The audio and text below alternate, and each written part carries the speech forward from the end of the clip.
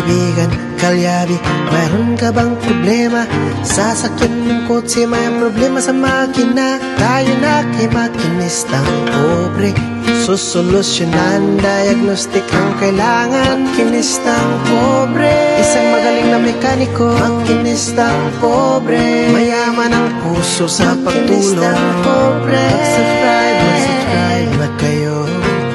Mag-subscribe kay Makinistang Pobre.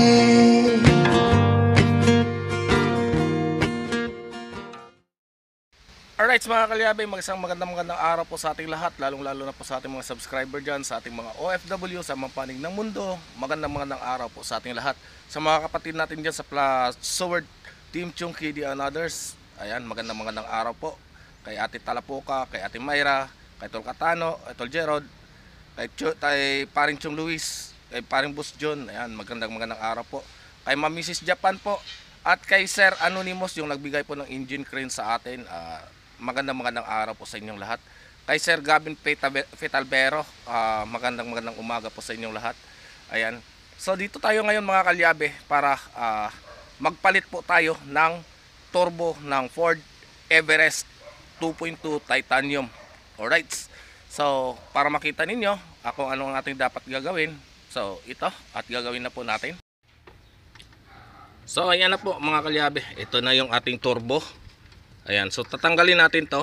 Yan Jake, tanggalin mo muna tong cover na to, yung aluminum.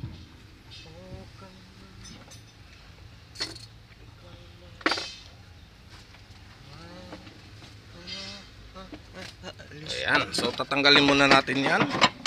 Op, teka lang, medyo malabo yung ating camera. Ayan. Ayan siya, babaklas na po tayo ng turbo. Turbo, hindi chorba. Ito siya. Mayroon din siyang chorba. Saan ang chorba? Ayan. Ano naman ang chorba? Ito, chorbo. Siya, Chorba. Ah! Walang hiya. Ayan o. Kasi abang binabaklas pa ni Super Alalay ang cover ng chorbo. Kasi siya mamaya ay magcho-chorba. Tapos na ang chorba. Tapos na ang chorba. Oh, tingnan mo. Buhay pala yung bakuna mo, Jake. Oo naman, dami yan. Buhay ang bakuna mo, no? May ugat, eh, oh. Ayok ka. Buhay ang bakuna, may ugat. Buhay na buhay. Di ba? Ito na. Ngayon. Sige, dyan, laglag mo lang. Mga kumling. Tanggal mo yung 3 tornilyo sa likod. Yan, good. Sete. Basic lang yan. Yan, tanggalin yan. Tapos dalawa sa baba, di ba? Yan lang, oh. Ganyan lang yung ka-basic. Ayan ba? Ayan. So, tatanggalin lang namin yung exhaust doon sa likod at saka yung dito sa mismong exhaust manifold niya, tatanggalin din. Alright. Ayan. Wala mga ganyan t-shirt.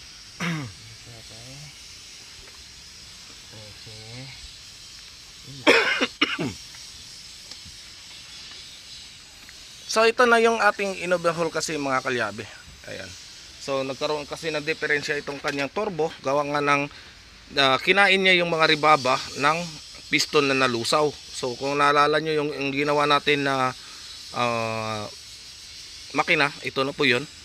So nagluko kasi, hindi kasi biro yung pinagdaanan nito kasi nalusaw nga ang piston at mamaya papakita ko sa inyo kung saan siya napunta at bakit kailangan nating palitan itong kanyang turbo.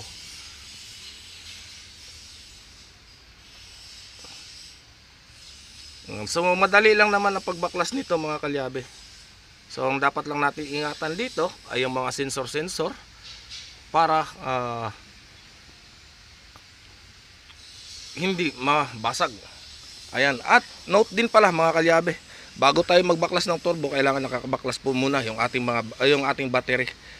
Kasi hindi natin maiwasan mamaya malaglag doon yung ating tools at tumama sa starter, biglang mag-start. Ayan. Right. So, pagpasensyahan nyo na mga kalyabe kung bakit madalang ako makapag-video, dahil puro makina ngayon yung ating nai-encounter, puro general overhaul. So, gumagamit po tayo ng highly flammables na mga chemicals, kaya iniiwasan po natin yung maulit yung nangyari sa amin dati na sumabog yung aking camera, yung aking cellphone, at napahamak pa po kami. So nagkaroon na po tayo ng phobia. So pagpasensyahan nyo na po, dahil mag-a-upload lang ako ng mga video, pero hindi na siya katulad dati na kahit yung paglilinis ng makina ay nakafocus na yung ating cellphone. So ngayon hindi po, pero pag magkaroon na po ako ng aking sariling camera, ay magagawa na po natin yon, yung magkaroon tayo ng mga magagandang video sa paggawa ng mga makina. Ayan, habang binabaklas pa ni Super Alalay yung tambutso.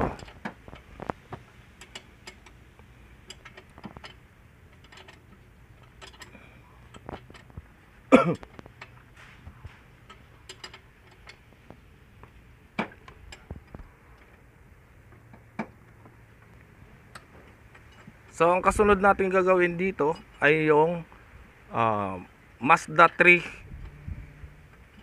na kotse. So kailangan natin i-rebuild ang makina ng Mazda 3 para mapaandar na po natin. So mayroon din po tayong Mazda 3 na kukunin para mabuo ulit.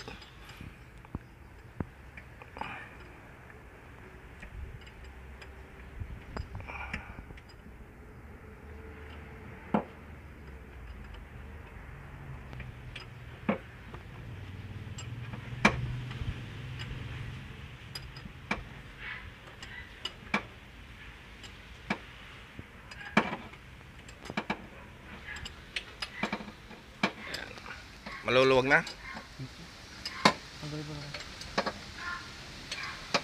Ayan. Ayan si Super Alalay. Ayan, sa mga walang panganay dyan, baka gusto nyo ng panganay, nandito si Super Alalay. Oh. Ayoko na. Ayoko na. 6 ang panganay, 5 ang bunso.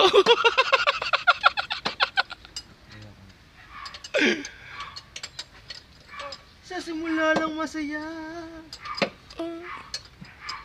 Sa huli wala na. Now you know that in love there is no forever.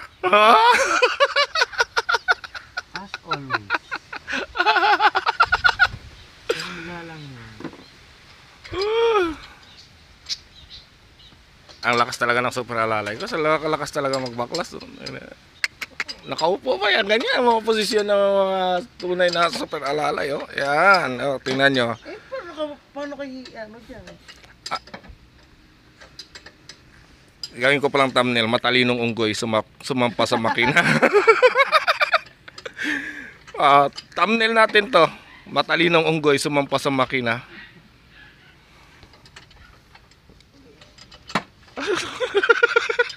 Ano ba? Unggoy o oranggutan? Oranggutan naging mekaniko. Gorilla na kaya, abot mo na sa gorilla. Naiya ako to eh.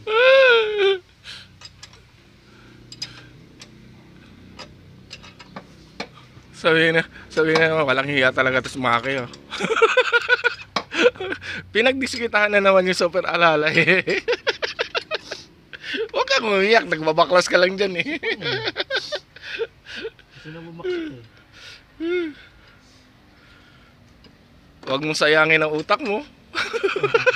Hindi labas. Utak sipon.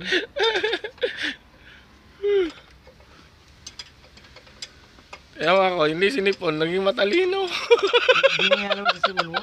Hindi ko nilabas ang sipon ko. Sayang utak ko kaya yun. Kaya pala yun. Di na rin, lalabas ko na rin. Nako, hihina ka niyan pagdating sa baklasan. Nako. Tinitiis mo yan, gano'n. Nako, sayang kaya. Tingnan mo, di ba ang bilis ko mag-isip? Kahit ayaw at ayaw ko. Ah, Gano'n. Gusto niyo lumabas, lumabas. Oh, tingnan mo, di ba? Ang bilis ko mag-isip.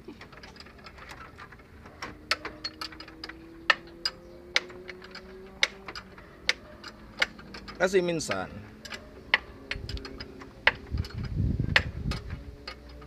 sayang din kasi ang talino kapag itinapon. 1/4 ng credit na mawawala sa'yo. Di na. O, di ba? Okay. Yang... teka, ako muna. Papakita ko muna. Baba ka muna dyan. Mag-relax ka muna. Wait lang. Kundi ay, Lalabas na yung utak ko eh. sisiyan muna ako.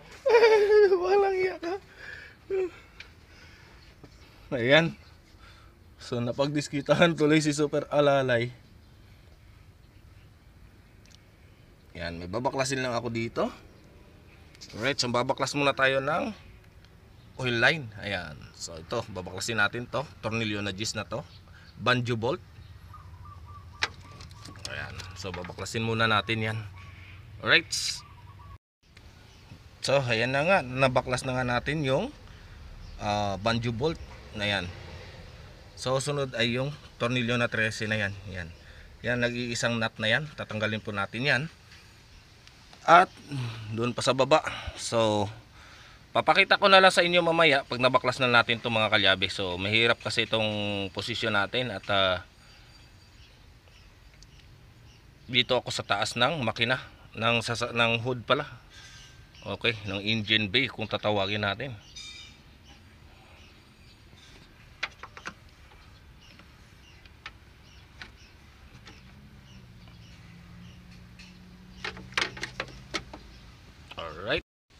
Alright mga kalyabe, so ito yung ating ipapalit na turbo. Ayan, so ito na po yung ating ipapalit. Ayan, so ito yung kanyang turbine. Ayan sa loob. Ayan, so check lang natin kung may alog. Ayan, so wala siyang alog. Ganon din dito sa kabila. Ayan.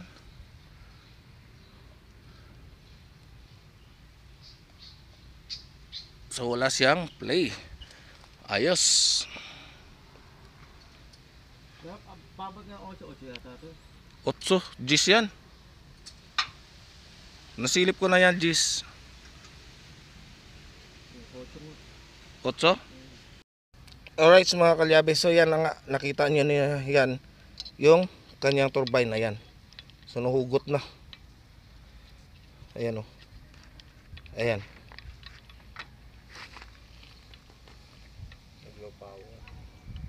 High power. Ganyan na siya. So yan, kung napapansin nyo, ganyan na siya. At dito sa kabila ay ayan. So nahuhugot na. Ayan. Oo.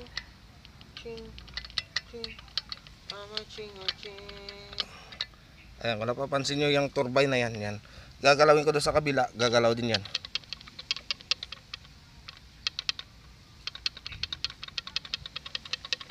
Ayan, kung naririnig nyo. So yan po yung naging issue o naging problema niyan. Alright. Alright mga kalyabe, so yan na nga, nakabit na nga natin tong turbo na pinagpalit natin. So fix lang natin to at titesting na rin natin yung under nitong ating Ford Everest. Kasi ito na lang talaga ang nag-error, yung turbo. So wala na siyang ibang error. At malalaman natin mamaya kapag napaandar na po natin. Alright. Alright mga kalyabe, ayan. At pinipix na lang namin. At maya maya konti, papaandarin na po natin ito. Masubukan na po natin kung okay po ba yung ating nabiling turbo or hindi. Ayan. Alright. Alright mga kalyabe, so ito tapos na nga at papaandarin na nga natin. So kukunin na namin ng battery doon dahil tinabi namin. At matitesting na natin to paandar. So let me see kung ano talaga yung magiging epekto kapag napalitan na natin siya ng turbo. Okay. ayan mga kalyabi, at hindi nga natin natapos ngayon yung pagbuo ng ating turbo sa ating Ford Everest. At may kailangan pa tayong gagawin doon. So bukas abangan po lang ninyo sa susunod nating mga videos, dahil yun ay update ko naman po sa inyo yung ating ginagawang Ford Everest na 2.2 engine. So dito kasi sobrang busy natin dahil mayroon tayong mga binubuong mga makina. Ayan. So ngayon pwede na ako mag-video dahil wala na tayong gamit dito ng gasolina. Iwas na tayo. So kasi nagkakaroon na ako ng phobia mga kalyabi sa gawa nga ng aking cellphone. Cellphone na to kasi yung gamit natin sa pagbibideo. So nagkaroon ako ng phobia nung nasabugan nga yung aking binte. Kaya ayan, yung aking anak ko makulit. Oh ha, shout out. Hello everyone. Hello everyone. Yan ang Englishero kong anak. So you need to go inside now. Alright, so yan mga kalyabe, at abangan po ninyo yung pagpapaandar po natin ng ating Ford Everest na 2.2 engine sa susunod na araw. So hanggang dito na lang. Bye bye.